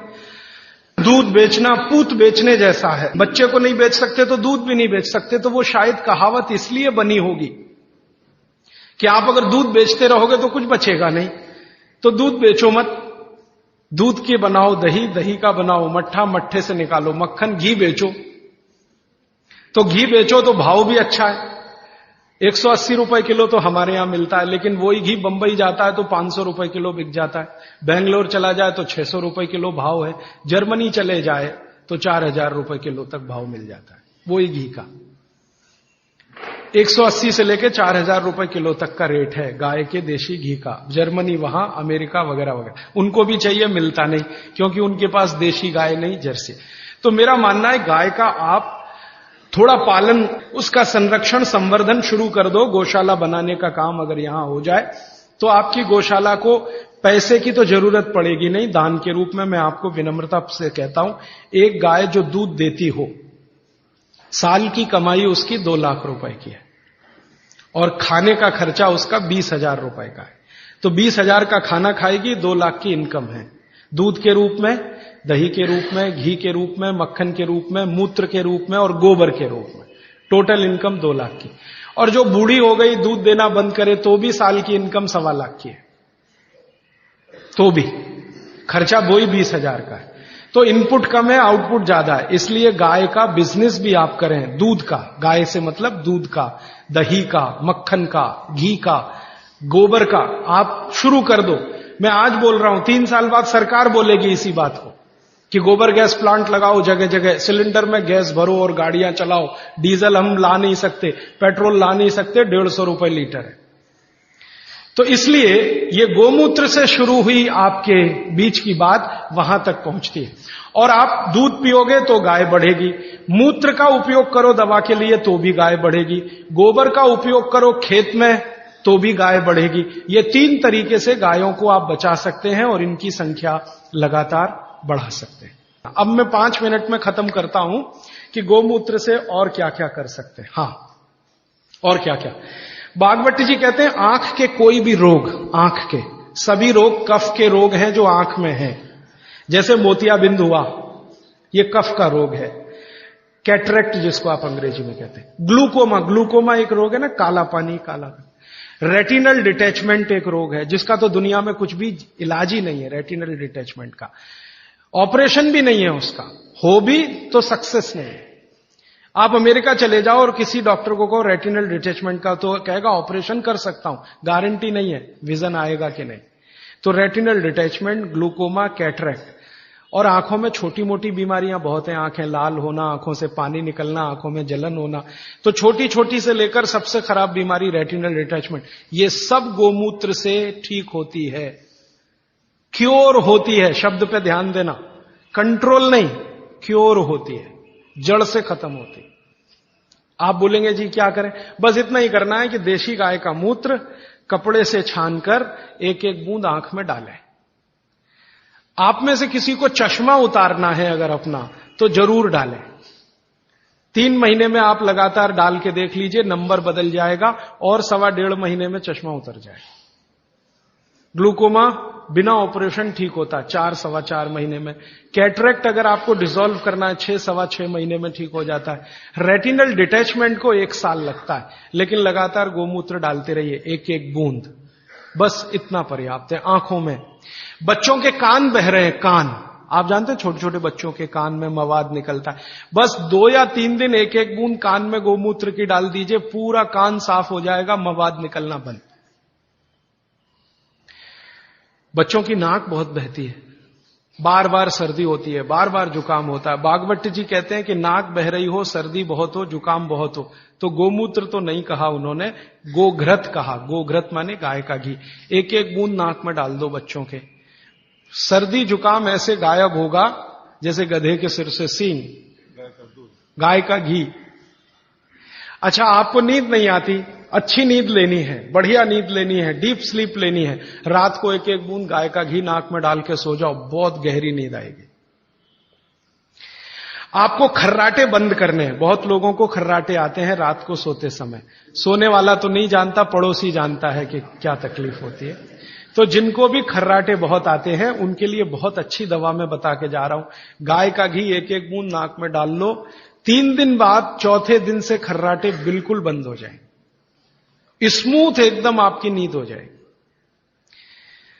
तो गाय के घी का भी उपयोग है औषधि के रूप में, गोमूत्र का। अब आता हूं, बाल झड़ते हैं बहुत सारी बहनें शिकायत करती हैं बाल झड़ रहे हैं, तो गाय के दूध का दही बनाओ। दही को तांबे के बर्तन में रख दो, 5-6 दिन रखा रहने दो, फिर हरा हरा हो जाएगा। फिर उस दही को बालों में लगाओ, 1 घंटे के बाद बाल धो दो शीकाकाई से, शैम्पू से नहीं, शीकाकाई से। हफ्ते में 4 बार कर सकते हैं। और बाल टूटना एक ही हफ्ते में बंद हो जाते, एक ही हफ्ते। कई बहनों ने तो मुझे बताया, राजीव भाई हमने तो एक ही बार किया था, उतने में भी बंद हो गए। अच्छा, भविष्य में बाल ना टूटे, अच्छे रहें, दुरुस्त रहें, तंदुरुस्त रहें, तो महीने में 1 बार या नहीं तो महीने में 2 बार गाय के मूत्र से बाल धो लो। बहुत अच्छा कंडीशनर है, नेचुरल ऑर्गेनिक कंडीशनर है गाय का मूत्र। तो जैसे आप कंडीशनर यूज करते हैं ना, उसकी जगह गोमूत्र यूज कैसे करें? गाय के मूत्र में थोड़ा पानी मिला देना और जैसे कंडीशनर यूज करते हैं वैसे कर लेना। और आगे बढ़ता हूं। बच्चों की पसलियां बहुत तकलीफ की स्थिति में हो, बच्चों की आप कई बार महसूस करते हैं ना, उनको बलगम जमा हो गया, कफ जमा हो गया, तो ऐसे बच्चों को 1 चम्मच गोमूत्र पिला दो, एक ही दिन के बाद वो सारा कफ उतर जाएगा। आपको पीना है तो आप भी पी लो, आधा कप तक पी सकते हैं। फिर उसके बाद मूत्रपिंड के जितने भी रोग हैं, मूत्रपिंड के रोग आप सब समझते हैं, किडनी के फेलियर के और किडनी के तकलीफ के, ये सब में बहुत अच्छी दवा है गोमूत्र, उपयोग करो। गाय का मूत्र आधा कप, किडनी फेलियर के सब केसेस में आप उपयोग कर सकते हैं। मूत्र के कोई भी रोग में उपयोग कर सकते हैं। जैसे पेशाब थोड़ा थोड़ा आता है, गोमूत्र पीना शुरू करो, खुल के आएगा। पेशाब में जलन होती है, गोमूत्र पीना शुरू करो, जलन बंद। पेशाब कई बार लाल रंग का आता है, गोमूत्र पीना शुरू करो, नॉर्मल कलर होगा। मूत्र के लगभग 22-23 रोग इस अकेले गोमूत्र से ठीक होते हैं। फिर आपको कब्जियत बहुत है, कब्जियत, पेट साफ नहीं हो रहा है, 3 दिन गोमूत्र पी लो, आधा आधा कप, चौथे दिन से एकदम पेट साफ होगा, एकदम पेट साफ। फिर आपके शरीर में 20 रोग हैं, वात के, कफ के, पित्त के, आप उसमें उपयोग कर सकते हैं। पित्त के रोगों के बारे में भागवत जी की एक बात याद रखना कि गोमूत्र पित्त के रोगी जब भी लें तो वो घी का उपयोग ज्यादा करें। पित्त के रोगी आप समझते हैं गैस बन रही है, एसिडिटी, ये लोग अगर गोमूत्र पिए पित्त ठीक करने के लिए तो घी ज्यादा खाएं, बस इतना ही निवेदन है उनका। बाकी वात और कफ वाले तो कुछ भी करें। तो बाल में उपयोगी, शरीर में गोमूत्र की मालिश करो आप, तो आपकी त्वचा पर जितने भी सफेद सफेद धब्बे हैं ना, सब चले जाएं। आंखों के नीचे डार्क सर्किल है, रोज सुबह ऐसे ऐसे गोमूत्र लगा लिया करो, डार्क सर्किल चले जाएंगे आप। खाज हो गई, खुजली हो गई, एक्जिमा हो गया, थोड़ा मालिश कर लो, सब खत्म हो जाए। तो ये गाय का मूत्र अद्भुत है।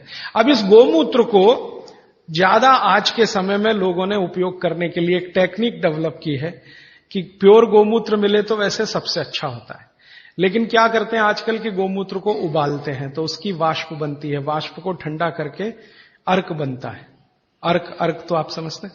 तो गोमूत्र अर्क भी इस्तेमाल हो रहा है, लेकिन मेरा कहना है कि प्योर मिले तो सबसे अच्छा, नहीं मिले तो अर्क ले सकते, नहीं मिले तो, लेकिन अर्क ज्यादा नहीं लेना। अर्क सूक्ष्म मात्रा में ही लेने के लिए भागवत ने नियम दिया है। वो ये कहते हैं कि अर्क अगर लेना है तो 1 चम्मच पर्याप्त है, मूत्र पीना है तो आधा कप पर्याप्त है, अर्क लेना है तो 1 चम्मच पर्याप्त है। तो अर्क भी ले सकते हैं। अब बहुत लोग अर्क बना रहे हैं गोमूत्र का, आपको जो अच्छा लगे ले सकते हैं। ये निरंजन भाई भी बना रहे हैं, इनसे भी ले सकते हैं, ये यहीं पर इनकी गौशाला चला। आप भी गौशाला बनाएं तो उसमें भी अर्क बन सकता है। और अर्क बाजार में 500 रुपए लीटर बिकता है, बड़े बड़े वैद्य खरीदने को तैयार हैं। आप खाली गोमूत्र से अर्क ही बनाना शुरू कर दो।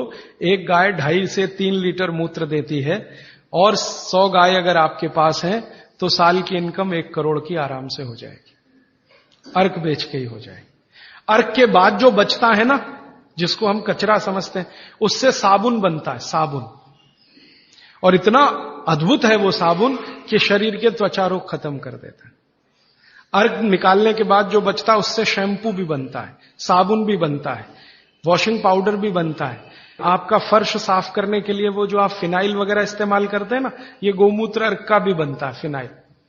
गाय के गोबर से टाइल्स बनना शुरू हो गए इस देश में। टाइल्स समझते हैं, जो छत में लगाते हैं, और वो लगा दो तो टेम्परेचर 5 डिग्री कम कर देता है। टेम्परेचर 5 डिग्री कम कर दे।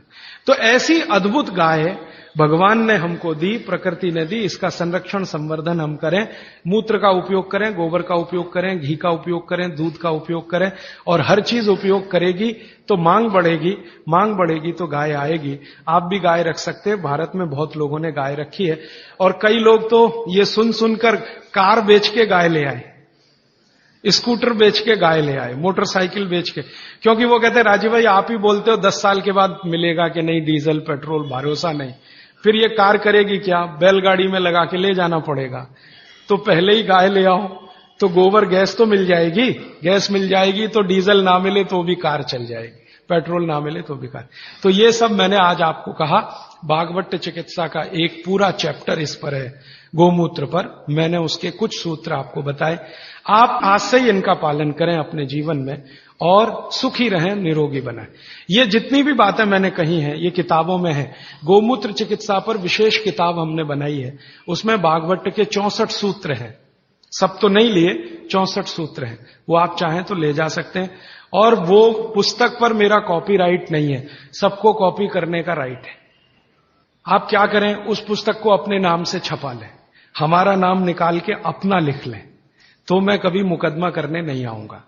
क्योंकि मैं मानता हूं ये बात जल्दी से जल्दी ज्यादा से ज्यादा लोगों तक पहुंचे। तो हमारा लक्ष्य है गाय बचे और भागवत चिकित्सा में गोमूत्र का उपयोग होने लगे। मेरा लक्ष्य तो वो है। पुस्तक ज्यादा लोगों तक जाएगी तो तभी ये हो पाएगा। और मैं अकेला कितनी छाप छाप के बांटूंगा, मेरी एक लिमिट है।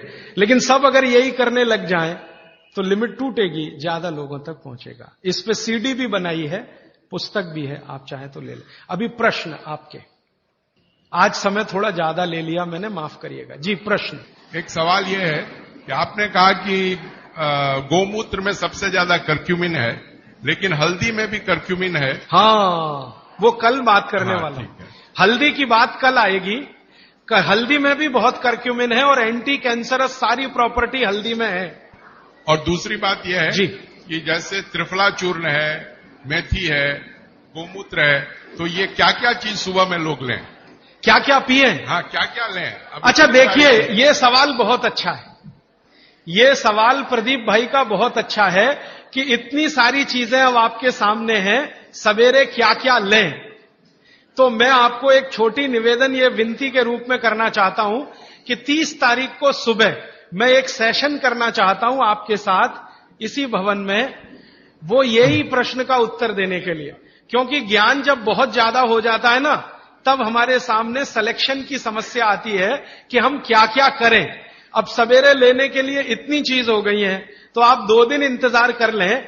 30 तारीख का सेशन मैं इसी के लिए करने वाला हूं कि जितना आपके पास ज्ञान आ गया, अब इसमें से सेलेक्टिव कैसे हो, कौन कौन सी 1, 2, 3 चीजें करें जो आपके लिए पर्याप्त हो।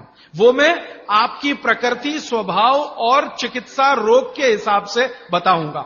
जैसे वात वाले हैं वो क्या क्या कर ले, पित्त वाले हैं वो क्या क्या कर ले, कफ वाले हैं वो क्या क्या कर ले। और ये जो सारा बोला है इसका समअप भी 30 तारीख को सुबह 7 बजे से 9 बजे के इसी सेशन में मैं करूंगा। गाय के बारे में आपने बहुत कुछ बताया, अच्छा है। गाय का पंचामृत जो होता है वो इतना शुद्ध होता है जिसकी कोई हद नहीं। सही बात। मैंने इसका सदुपयोग किया है 5 चीजों को, जिसको मिला करके आप ले तो जिंदगी भर की जैसी जैसी बीमारी हो वो आपकी दूर हो जाती है। उसके बारे में आप बताते हैं। गाय का दूध, गाय का घी, गाय का मूत्र, थोड़ा गाय के गोबर का रस और ये सब मिलाकर थोड़ा गुड़, ये है पंचामृत। इसमें गुड़ की जगह शहद भी मिला सकते हैं, क्योंकि दूध में वैसे शहद नहीं मिलाते, लेकिन गाय के मूत्र के साथ चलता है। घी में शहद नहीं मिलाते, लेकिन गाय के मूत्र के साथ चलता। तो पंचामृत बनाने की विधि पुस्तक में है, आप ले लो। ये पंचामृत का इनका जो रिजल्ट है वो पूरे देश में वैसा ही रिजल्ट है। वात, पित्त, कफ तीनों पर एक साथ काम करता है, बहुत गहराई से असर करता है। अबनॉर्मलिटी इन हार्मोन्स, उसका कोई क्योर है? हाँ बिल्कुल है। आप इसके लिए मुझे व्यक्तिगत रूप से मिलेंगे? जरूर। मैं आपको लिख के देता हूं। जरूर जरूर। बटाटा नहीं खाना, नहीं सुबह सुबह खाना तो वेट नहीं बढ़ेगा, रात को खाओ तो वेट बढ़े।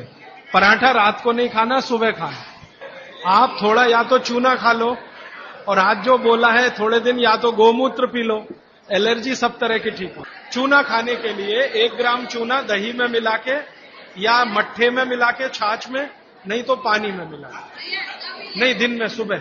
गुस्सा नहीं आए, गाय का घी नाक में डालो, गुस्सा नहीं आएगा।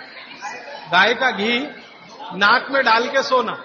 एक दिन में अगर आप मेहनत का काम करते हैं, रात को मैं बोल रहा हूं, मेहनत का काम करते हैं, मजदूरी करते हैं, तो 8 घंटे नींद चाहिए। मेहनत करते 8 घंटे, और अगर मेहनत नहीं करते, सिर्फ बैठने का काम है, तो 6.5 घंटे, 6 से 6.5 घंटे। गोबर गैस, गाय की गौशाला जो होती है ना, जहां गोबर है वहीं पर ये गोबर गैस बनती है, और वहीं से सिलेंडर में भर के हम सबको दे सकते हैं। गोमूत्र वैसे ताजा हो 48 मिनट में पी लेना चाहिए। बोतल में भर के 4-5 दिन तक रख सकते हैं। कांच की बोतल। बीपी के लिए सबसे अच्छा मेथी दाना, रात को पानी में डाल के। हाँ। वंदे